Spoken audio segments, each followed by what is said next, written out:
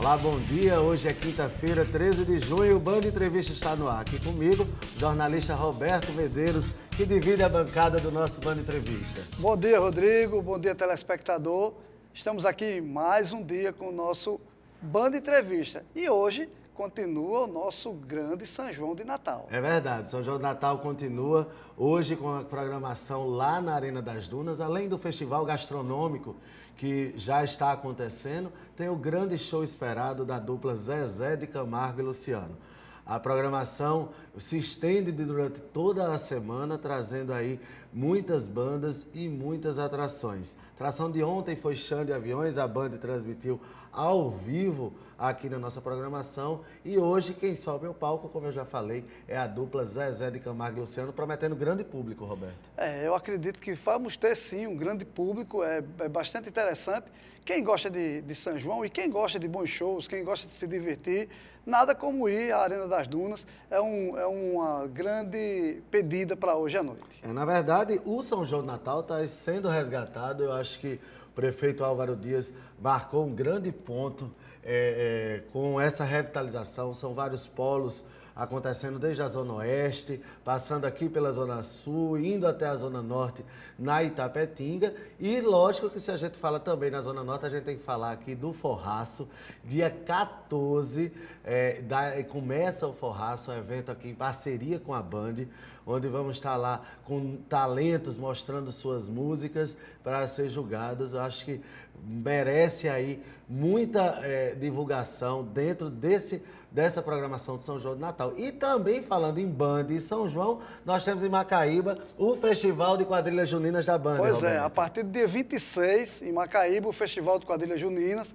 Esse ano vai ser na Praça Paulo Holanda Paz, que é uma das principais praças da cidade, em função de que está em reforma o ginásio, e assim, com a mesma capacidade, até maior a capacidade do que no ano passado, que foi um dos maiores festivais de quadrilha de todo o estado, foi o do ano passado da Band. Começa dia 26. Vai de 26 a 30 esse ano, e a gente espera que tenha realmente um grande público. Olha aí, então tem São João aí, muita festa, tem festa em Mossoró também, o Mossoró Cidade Junina também, com uma grande atração. Então o Rio Grande do Norte está cheio de festejos. São José de Bipibu também começando no fim de semana que vem, os seus festejos lá com Valdones, Beto Barbosa, ou seja, é um mês para dançar forró, Roberto. É um mês de forró. Mas mudando de assunto, vamos falar um pouquinho sobre política. Vamos sim. O deputado estadual Hermano Moraes, que hoje está no MDB, em entrevista à nossa colega Ana Ruth, na 94 FM, disse que está de malas prontas para deixar o MDB. Surpresa nenhuma. Nenhuma. Na verdade, Hermano busca um espaço porque todos nós sabemos que ele pretende ser candidato a prefeito de Natal no próximo ano. O que se sabe também é que o caminho mais provável do deputado Hermano Moraes é sua ida para o PDT. Não é surpresa para ninguém o namoro de Hermano com o Carlos Eduardo, ou melhor, de Carlos Eduardo com Hermano. O rompimento que já é praticamente tido entre ele e o prefeito de Natal, Álvaro Dias, culmina agora com essa saída de Hermano do MDB. Eu liguei para o deputado, ele falou um pouco dessa saída e disse que não tem ainda um partido definido, que está buscando ainda uma legenda. Mas a gente sabe que é meio um joguinho de carta marcada, porque o intuito mesmo do deputado Hermano Moraes é a Prefeitura de Natal e deverá ser candidato com apoio do ex-prefeito Carlos Eduardo Alves. É, bastante possível.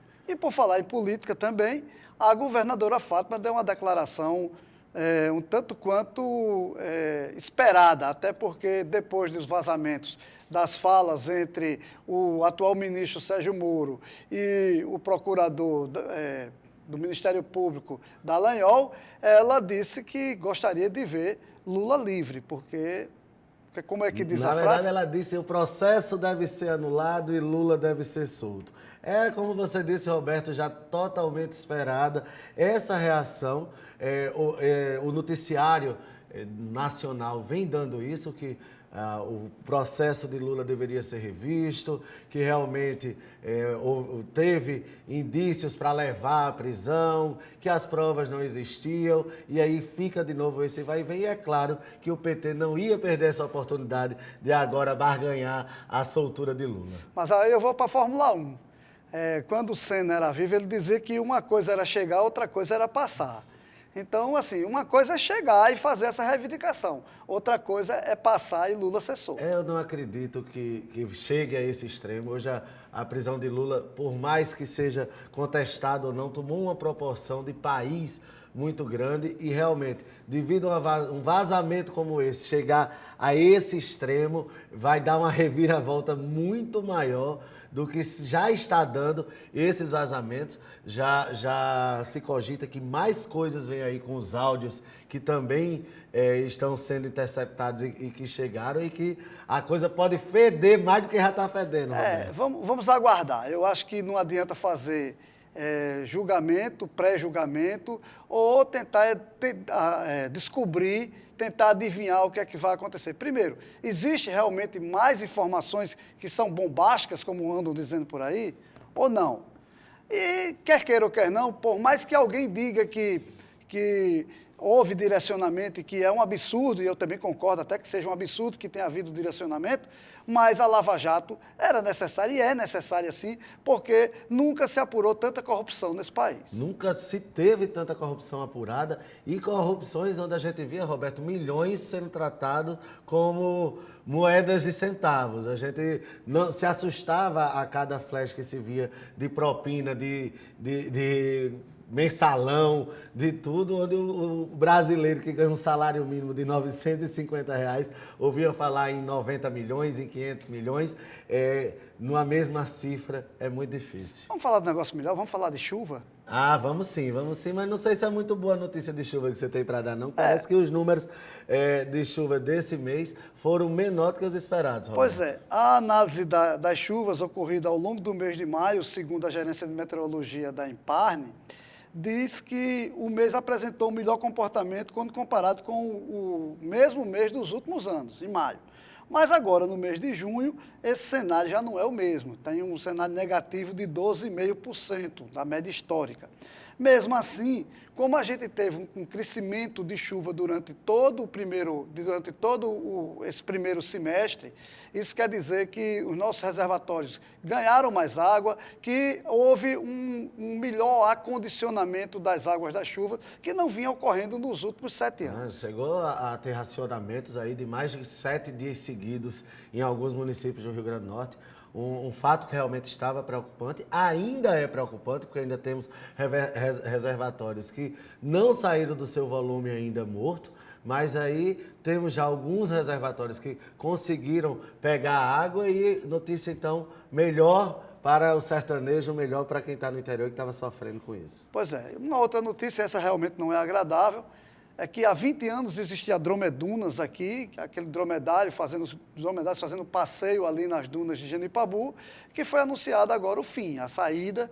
E aí existem N situações. A questão da prefeitura de Extremóis, já que Genipabu pertence a Extremóis, a própria empresa que diz que não tem condição mais de manter o serviço. E a gente fica triste porque sabe que aquilo ali realmente atrai turista para o nosso estado.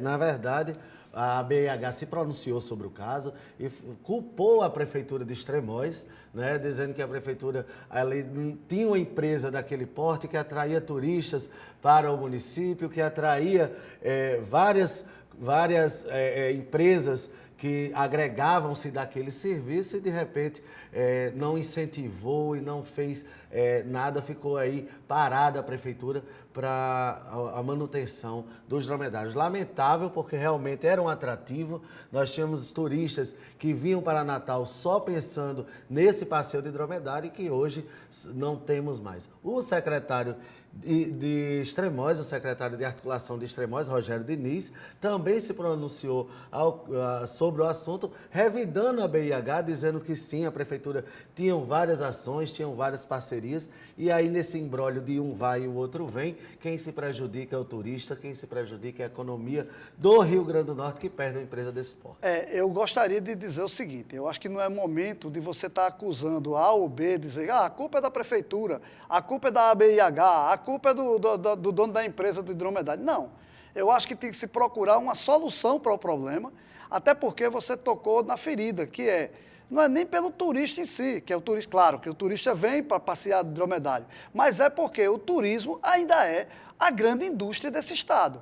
Então, não só do Rio Grande do Norte, mas do mundo. Mas assim, no Rio Grande do Norte, hoje, o turismo é quem faz render mais. Turismo no Rio Grande do Norte gera muito mais emprego do que qualquer indústria que existe aqui. E se você for analisar, as secretarias de turismo são as que têm o menor recurso, são as que têm o menor Pois é. orçamento. Os menores investimentos. Seja no estado, ou seja nos municípios, e principalmente municípios turísticos, como a Extremóis, que tem a Praia de Anipabu, que é o quinto destino de praia mais visitado do Rio Grande do Norte. Pois é. Então, é lamentável que o turismo do Rio Grande do Norte não seja visto como prioridade, porque era para ser, porque é a maior fonte que hoje nós temos. Nós temos uma rede hoteleira preparada para receber os nossos turistas. Nós temos, sim, que fazer investimentos e cobrar que, em vez de empresas se fechem, mais abram e mais atrativos sejam feitos. O Rio Grande do Norte hoje tem potencial para o turismo religioso, como temos em Santa Cruz, tem potencial de praia, como nós temos aqui, com as nossas praias, com o nosso litoral, com nossas dunas. Então, a gente precisa, sim, trabalhar para fomentar ainda mais esse turismo, Roberto. Finalmente, daqui a pouco, às 10 horas, né? Aquela discussão daquele projeto de lei que foi enviado ano passado pelo Executivo Municipal, o 001/18, que é aquele que trata das micro e pequenas empresas, da Lei Geral das Micro e Pequenas Empresas. É verdade, esse processo começou, inclusive, com todo o segmento empresarial visitando o Executivo para formatar essa lei, visitar os vereadores logo no início do ano. O presidente da Câmara, vereador Paulinho Freire, fez uma sessão extraordinária para aprovar o projeto em primeira discussão, e aí ele foi passar para as comissões, foi debatido em todas as comissões, e agora a expectativa é que logo mais seja... Daqui a pouquinho, porque devido ao horas. Futebol feminino... Sim, porque às 13, né? O presidente da Câmara, Paulinho Freire, transferiu a sessão. Antecipou para a sessão que deveria ser às 14 horas, vai ser pela manhã, dando igualdade, porque a vereadora Divaneide, no plenário, disse que queria direitos iguais. Se nos jogos do futebol masculino se faz todo um jogo de cintura para se assistir, porque no futebol feminino não. Então, marcou esse ponto a vereadora Divaneide. Não que eu seja a favor de parar de trabalhar para poder assistir o jogo do futebol masculino, mas nesse país Roberto, sempre foi assim. Do futebol. Então pronto, então faz sentido. Faz sentido. Agora, na verdade, quem fez uma convocação muito interessante foi a Câmara de Diretores de Logística de Natal, que está convocando os empresários a estarem presentes até para forçar. Não é uma forçação de barra, mas assim, mostrar a necessidade para os vereadores da aprovação dessa lei, porque ela é de suma importância para o micro e pequeno empresa. Eles já fizeram isso na primeira discussão. E aí agora vem, nessa segunda discussão, essa mobilização também, a gente espera aí, porque é importante que essa lei seja aprovada. Eles fizeram toda uma argumentação lá da importância que essa lei seja aprovada. No próximo bloco, a gente vai conversar com o candidato a desembargador do TRT aqui, Davis Costa, que fala com a gente sobre a sua candidatura. Exatamente. Não sai daí que a gente vai para um rápido intervalo comercial e volta já já. Estamos de volta com o nosso Band Entrevista e hoje a gente entrevista aqui Davis Costa, que é candidato à vaga do 5º Constitucional do TRT, aqui da 21ª Região. Bom dia, Davis. Bom dia, Davis. Seja muito bem-vindo aqui ao Band Entrevista. E vamos já iniciar explicando ao público que está em casa, que fica ouvindo o quinto, eleição do 5º, e concorre ao 5º, e o que é o 5º? Bom dia, ouvintes, bom dia, Rodrigo, bom dia, Roberto. Bom, o 5º Constitucional é uma previsão que nós temos na Constituição e que, como o próprio nome está dizendo, a cada 5º, né, a cada 5 membros do tribunal, um é destinado para o AB e um outro 5º, se houver, no caso, para o Ministério Público. No caso, o Tribunal do Trabalho aqui do Rio Grande do Norte tem a composição de 10 membros, então nós temos 2 5º, né, um membro da OAB e o outro membro do Ministério Público. Então, em virtude disso, e com o falecimento de um dos membros da OAB recentemente, o desembargador Júnior Rego, então o tribunal abriu a vaga para a composição desse cargo que estava vacante. E hoje são 23 candidatos. 23 candidatos. Como é que funciona o processo eleitoral? O processo eleitoral ele foi deflagrado no final do mês passado, né? Então houve o período de inscrição, onde 24 candidatos se inscreveram, e no decorrer desses dias, um dos candidatos desistiu da sua candidatura. Então, e aí está sendo marcado a eleição, o dia da eleição, o dia da votação, será no dia 12 de julho. Né? A eleição será realizada no prédio da UNP da Roberto Freire, durante todo o dia, e nas seccionais do interior do Estado. São quantos advogados aptos a votar este ano? Hoje, nesse mês, nós temos hoje 5.600 advogados aptos a votar. E é variável essa... É por conta da adimplência, né? Então, o advogado que optou pelo parcelamento da sua anuidade, pode ser que ele esteja em dia esse mês e o mês que vem ele não esteja. A Então, adimplência dele é que define se ele tem direito a votar ou não. Exatamente. E aí, exatamente. desses 26, sai uma lista de 6, é assim? Isso. Os 6 mais bem votados serão encaminhados para o Tribunal do Trabalho, né? O Tribunal do Trabalho, em sessão solene, sessão plenária, irá fazer uma redução para 3. Que o advogado ele vota em 6. O advogado pode votar em até 6 nomes. 6 nomes. Até e 6 nomes nomes. mais votados. E os 6 mais votados, a OAB encaminhará para o Lembrando que ele tribunal. vota em até 6 nomes, mas ele não pode repetir 6 nomes. É verdade. Entendeu? É verdade. Tem que ser 6 nomes E distintos. aí vai para a sessão. E depois que o tribunal reduzir essa lista sexta para tríplice, essa lista tríplice é encaminhada à presidência da República, que aí o presidente da Para que República haja a irá- escolha daquele que será o novo desembargador. novo Tem que desembargador. ter muita Perfeito. amizade, viu, Roberto? Porque você tem que ter, politicamente falando na OAB, mostrar o trabalho e se credenciar junto aos colegas para receber o voto. Depois, junto aos desembargadores, para que você ali esteja dentro dessa lista dos 6, esteja na lista dos 3, e aí com a presidência da República... Aí você usou exatamente uma frase que é a pergunta que eu retorno aqui para o nosso entrevistado. Davis, qual é o que lhe credencia a ser candidato ao quinto constitucional? Muito bem. O que me credencia é o histórico. Né? Eu tenho 26 anos de advocacia aqui no Estado, especificamente na Justiça do Trabalho. Fui advogado durante muito tempo no Porto de Natal e recentemente sou advogado do AFIER, do SESI Senai. E nesses últimos 10 anos, eu tenho trabalhado muito com negociação coletiva, né? Em virtude dos sindicatos filiados, então, fora o escritório que eu mantenho ainda, um escritório particular. Então, após todos esses anos e a gente analisando os critérios que o edital exige para a candidatura, eu achei, e junto de um colega, né, claro que um conjunto de amigos, né, vimos que nós tínhamos condições de colocar o nome à disposição da categoria para disputar essa vaga no tribunal. E como é que você está vendo a aceitação do seu nome junto aos colegas? Eu tenho visto uma aceitação muito boa, sabe? Esses anos todos de advocacia, sempre trabalhando com muita ética, eu sempre construí muitas amizades. Eu posso dizer assim que eu, pelo menos, não conheço nenhum inimigo, ou pelo menos ninguém assim que tenha assim algo a dizer em contrário com relação à reputação, com relação à credibilidade.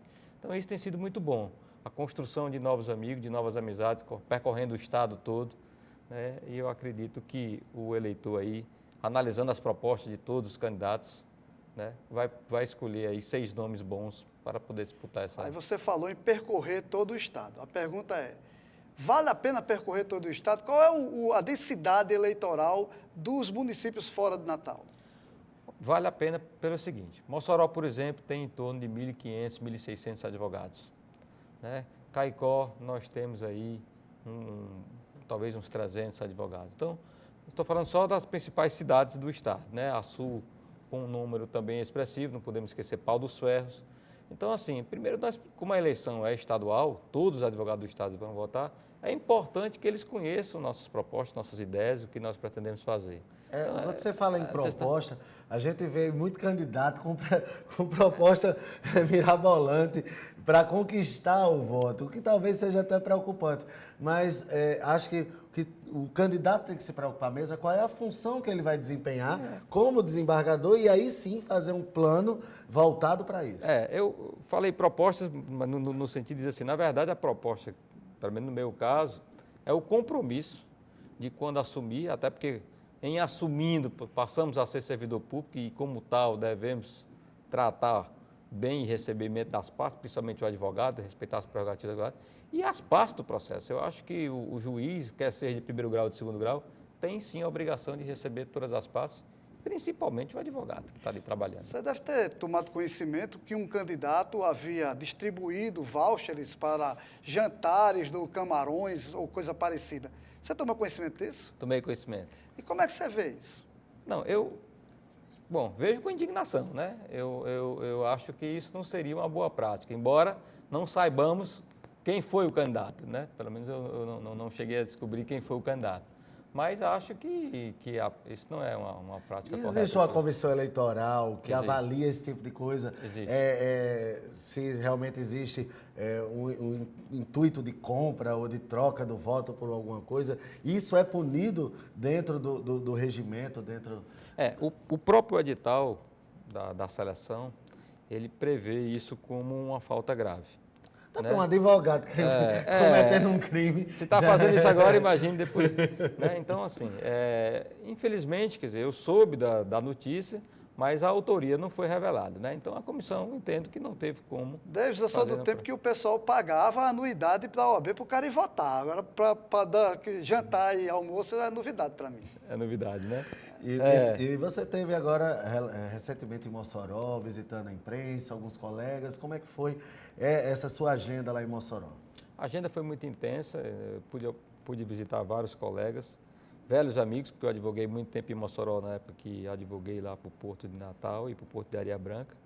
E, para minha surpresa, a receptividade foi muito boa mesmo. Existe realmente assim, um anseio da classe na indicação do nome lá, que respeite as prerrogativas e que tenha um trabalho ético, né? Eu acho que a experiência de vida, não a experiência de conhecimento, sabe, somente, mas a experiência de vida de cada um deve ser mensurada pelos advogados para poder votar. A gente deseja boa sorte a você nessa empreitada e queríamos saber também quais são os próximos passos. Bom, os prazos até o dia da eleição é continuar na visitação dos colegas, né? Poder conversar, trocar ideias. É um trabalho meu de corpo a corpo mesmo, né? O edital não permite divulgação da sua campanha, não divide outdoors, não divide panfletagem, não. Então, assim... Não, em redes sociais? Redes sociais é permitido desde que seja do próprio candidato, né? Não permite o impulsionamento, que eu quero dizer, eletrônico. Existem critérios para os candidatos ou não? Qualquer advogado que esteja apto, ou seja advogado trabalhista, esteja apto? Não, existe. O provimento exige que o advogado tenha pelo menos 10 anos de advocacia aqui na Justiça do Trabalho. Ele tem que ter juntado na sua inscrição a prova desse exercício, que seriam pelo menos 5 peças por cada ano desses 10 anos, né, para poder a comissão avaliar. A comissão, em avaliando, defere ou indefere o registro, né, desses candidatos, mas há uma análise técnica em cima desse material e dessa experiência de cada um dos concorrentes. Você acredita que a lista sextupla, de acordo com a classificação, vai ser obedecida pelo tribunal, no sentido de escolher os 3 que tiverem maior número de votos? Eu acredito que não, Roberto. Pelo seguinte, a lista sextupla, quando vai ser encaminhada, ela vai ser submetida a uma nova análise pelo tribunal, que acredito eu que vai fazer uma análise técnica dali. Então, ele não está adstrito a eles, desembargadores, seguirem essa ordem, vamos dizer assim, de votação. Né? Da mesma forma que não acredito que, depois de reduzido para a tríplice, o presidente da República tem a obrigação de cumprir a ordem pela votação. Existem urnas... Pelo menos, historicamente, ele não tem cumprido. Existem urnas em outras cidades ou a votação ela é concentrada toda aqui em Natal? Não, a votação vai ser feita nas seccionais da OAB, né, espalhadas pelo Estado, para poder facilitar essa votação. Inclusive, vai ser através de urna eletrônica. As urnas foram cedidas pelo Tribunal Regional Eleitoral, para poder facilitar e, consequentemente, dificultar qualquer tipo de fraude, qualquer tipo de... Não é permitido também compra de voto, né? Quer dizer, nem... boca de urna. Boca de urna, desculpe, melhor dizendo, né? Também não é permitido. Né? Então, esperamos, né, que os advogados conscientes... Quer dizer que a eleição votem. é dia 13, a partir das 8? 12. 12. Dia Dia 12 de julho. Dia 12 de julho é uma sexta-feira. Hoje são 13, então dia 12 de julho... Hoje são 12. Hoje são 13. Hoje são 13 de junho. Dia 12 de julho, a partir das 8 horas da manhã, lá na UNP, Exatamente. Da UNP da Roberto Freire. da Roberto Freire. Então agora usa aqui a tela da Band para falar com o seu eleitor que está aí, ou falar com o seu colega que você ainda não pôde visitar e dizer por que você está capacitado e deverá ser o próximo desembargador do tribunal. Bom, eu diria que, transcorrido já todos esses anos na advocacia, na militância aqui da Justiça do Trabalho do Rio Grande do Norte, eu entendo como qualificado para poder participar desse pleito e pedir aos amigos, né, pedir o voto, né, meu número, posso dizer o número? Pode. Né, meu número é 66, é um número fácil de ser decorado. Então, e pedir, sinceramente, que a classe dos advogados analisem de verdade os seus currículos, analisar as propostas. Proposta que eu digo, as intenções, né, de cada candidato, para que nós possamos ter uma lista cêspula composta por excelentes nomes, porque aí não precisamos nos preocuparmos com relação a tríplice, porque se os 6 nomes serão bons nomes, os 3 nomes também serão, e, consequentemente, Eu queria agradecer muito aqui ao advogado. Eu agradeço a Costa, oportunidade. agradecer a companhia de Roberto e dizer que o nosso Band Entrevista volta amanhã, Roberto. Volta amanhã. Bom dia e até amanhã, a partir das 6h30 da manhã. 6h45 aqui na tela da Band. Até lá.